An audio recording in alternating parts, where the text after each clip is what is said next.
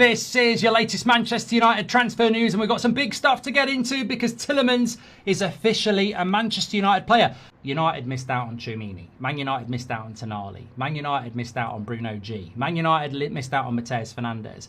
Man United missed out on Anderson. That's 5 players. Now, if we miss out on Kone and João Gomez and Alex Scott and then Micha, you know what I mean?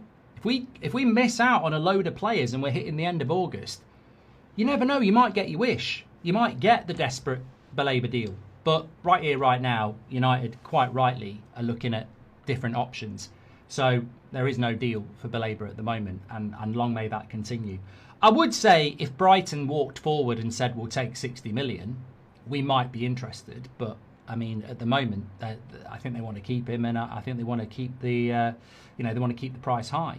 But look, that's where we are at the moment. This is what David Ornstein had to say about Manu Koné, because this was the story that really caught my eye today. He said, a lot of reporters are suggesting that United are looking at Kone.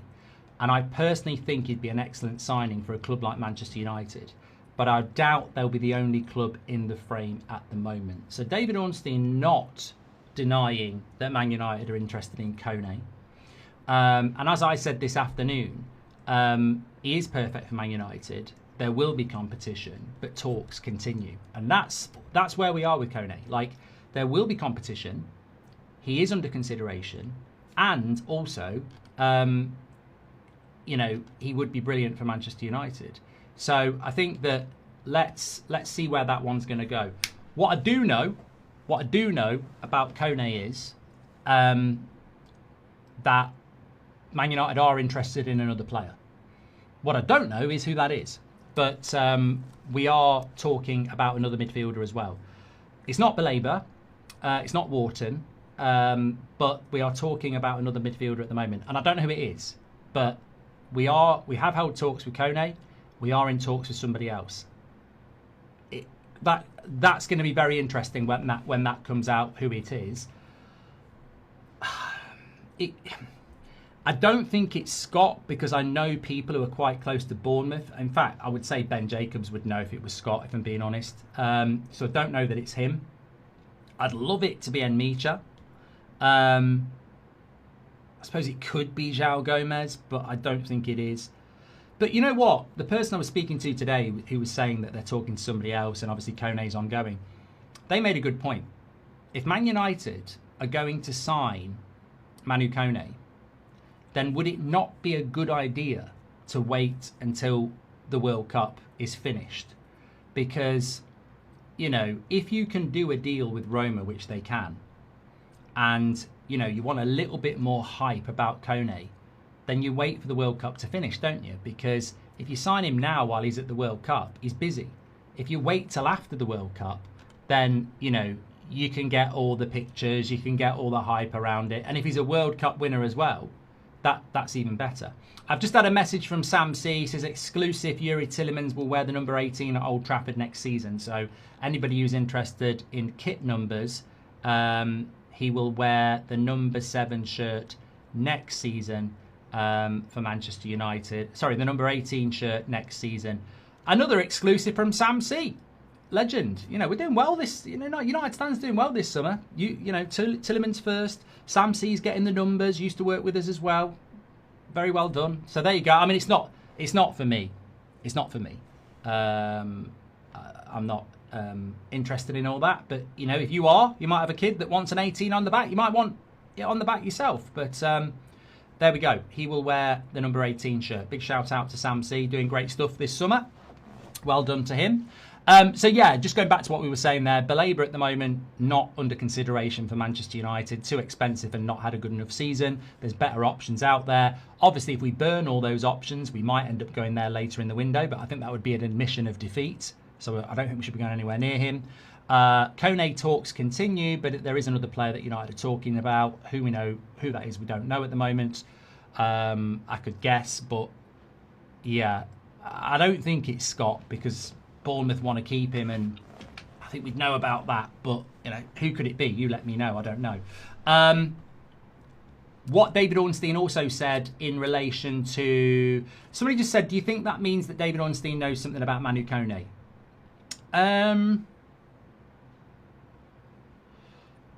I think David Ornstein's never been a journalist that says that Man United are in talks with a player unless he thinks the deal's going to happen. And I don't think we're at that point yet.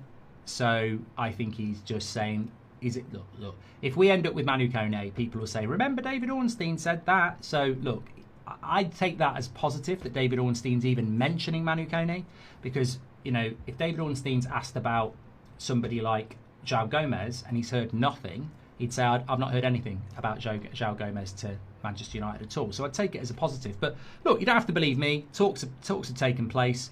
Let's see whether we follow through on that.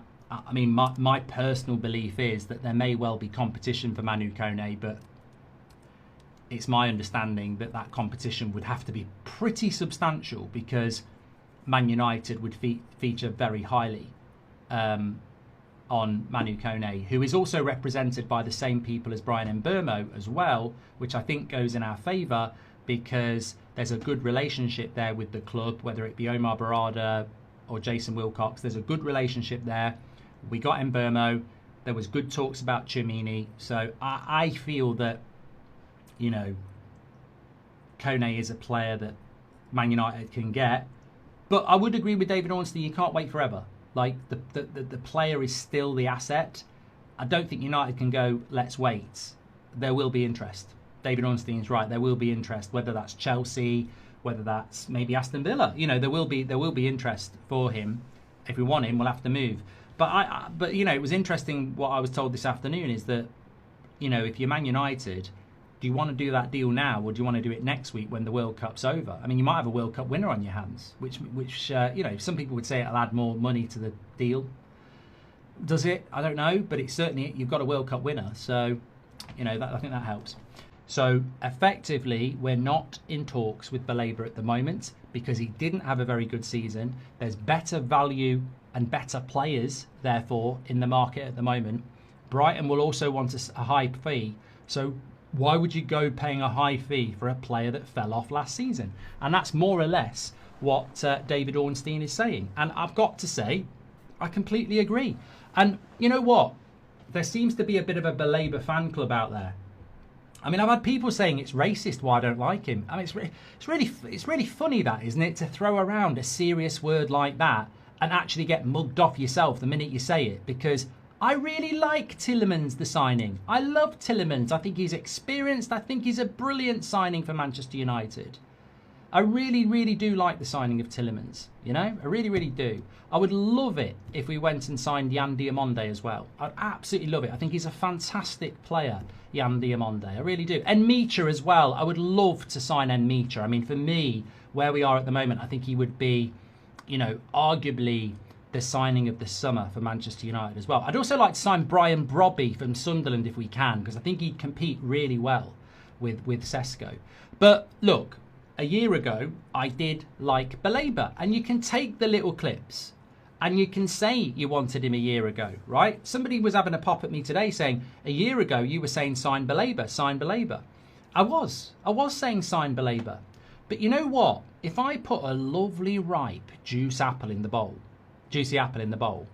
and you would go, I really want that apple. It's so nice. And I said, slap me on the hand. You're not having it. You're not having it. You're not having the apple, right?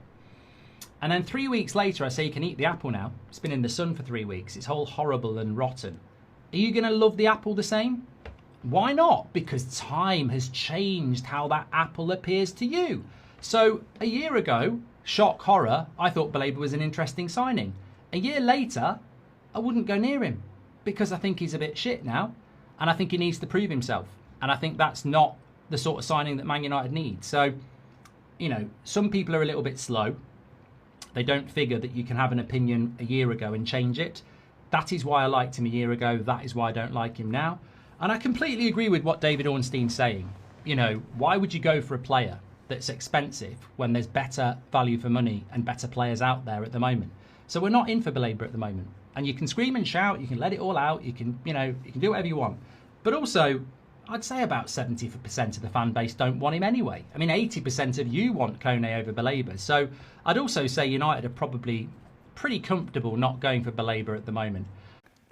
Time to talk a little transfer news. Shaka Hislop, Alejandro Moreno, Nader Manua, and we will have Julien Laurent joining us as well. My name is Kay Murray, and we're looking at some of what's been going on during the World Cup, particularly at Manchester United. Andrey Santos has joined United from Chelsea, £48 million transfer fee plus £2 million in add-ons, and Youri Tielemans on the verge of completing a surprise move right now from Aston Villa. Jules, what more can you tell us about this situation with Tielemans? Yeah, I mean, that's quite an incredible story for the last 24 hours, really. I mean, not so much incredible in the sense that he had a release clause in there and he put it himself, because I think he always wanted at 29 that kind of bigger move to happen, if you see what I mean.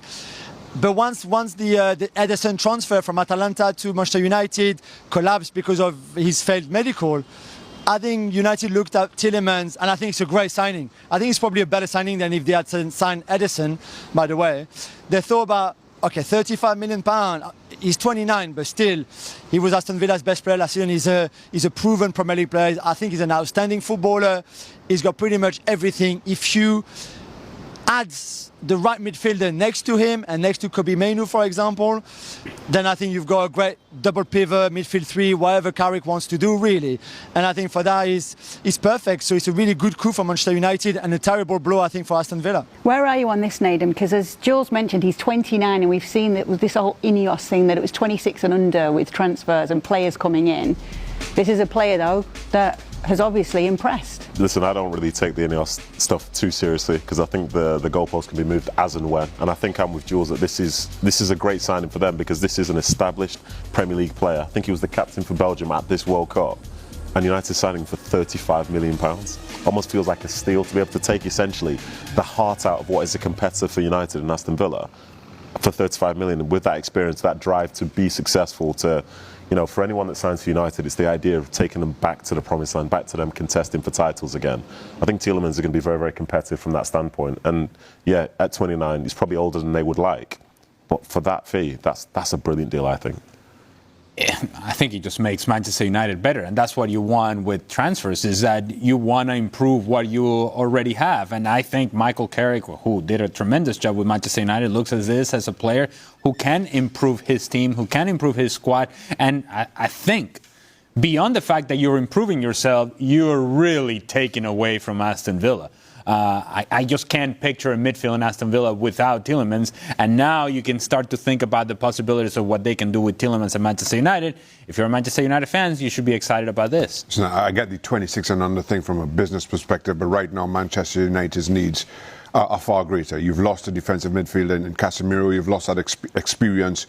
You bring in Tielemans. I think this is a good get for them in leading Manchester United forward. Truth is, quite simply, is he better than what they currently have in the dressing room? The answer is a yes. From a footballing perspective, it makes perfect sense. Yeah, and Jules, you mentioned it. It's a revamped midfield that we'll be looking at with Manchester United, because Andrey Santos is official. Tell us a little bit more about this one. Yeah, I mean, I seem to be the only one to like Andrey Santos, to be fair. He was outstanding in France, in Ligue 1, one of the best midfielders when he was at Strasbourg. Things haven't really worked out maybe the way Chelsea were hoping when he joined them, or when he rejoined them really from Strasbourg. Although I thought at times he had some good games last season for them in what was quite a difficult environment because of the change of managers, because of things not really working out with Liam Rossini. So I really like him. I think he's still a young midfielder, but he's very complete in a lot of the things and the skill set that he has to do a lot of things on the pitch. And at 22, I think the room for improvement is great there, and maybe it's a little bit expensive, but again, I think that was the value on the market for a player like him at his age with the skill set that he has. Yeah, this is an interesting one, just because like when I watched Andrey Santos play, I thought, yeah, he's a good player, but he just kind of blended in with what either Chelsea was. But for me, he never stood out in a negative way. And now that I see these 22 years of age, like the fee itself feels quite high for somebody that hasn't exactly, like, you know what I mean, brought so much light to his career at this moment in time in the Premier League. But with good coaching, you can see something positive happen. And I think for the age that he's at, and given the fact that Chelsea once saw the talent there, say 3 years ago, I believe this can be a really good signing. I believe it can be. The fee feels high now, but in 5-6 years' time, when he's 27 years of age and he's done well for United, like that fee will look like the softest thing you could have paid. So I'm a believer that this can be a good one, and whilst United can afford to do that, a guy that does have Premier League experience, even if it's only for like a couple of years, I think I'm okay with it. Well, I just think the math doesn't quite add up. If you're thinking Tielemans 35, Andrei Santos 48, that doesn't quite add up. However, I think this highlights how good of a signing Tielemans is, that you were able to get him for that amount of money. It's a project. This is an expensive project. And we're banking on, well, he shows some signs. I think those signs are more actually what his game is going to be all about, and he's going to fully develop. Look, I'm all in on Tielemans. I'm not nearly as all in when it comes to Andrei Santos. I see the potential, but so many times you bank on potential and that potential doesn't quite come what you think is going to be, and therefore you get yourself into trouble. I think it's a lot to pay for a player that hasn't done a whole lot in the Premier League.